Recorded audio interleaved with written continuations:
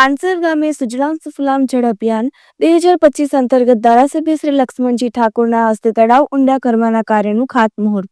કલોલ તાલુકાના પાનસર ગામે આજે સુજલામ સુફલામ જળ અભિયાન 2025 અંતર્ગત તળાવ ઊંડા કરવાના મહત્વાકાંક્ષી પ્રોજેક્ટનું ખાતમુહૂર્ત ધારાસભ્ય શ્રી લક્ષ્મણજી ઠાકોરના વરદ હસ્તે કરવામાં આવ્યું.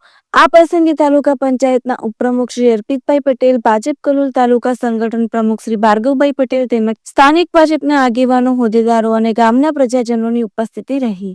ધારાસભ્યશ્રીએ આ પ્રસંગે જણાવ્યું કે પાણી એટલે જીવન છે. સુજલામ સુફલામ જેવી યોજનાઓ ખેડૂત મિત્રો માટે આશીર્વાદરૂપ સાબિત થાય છે.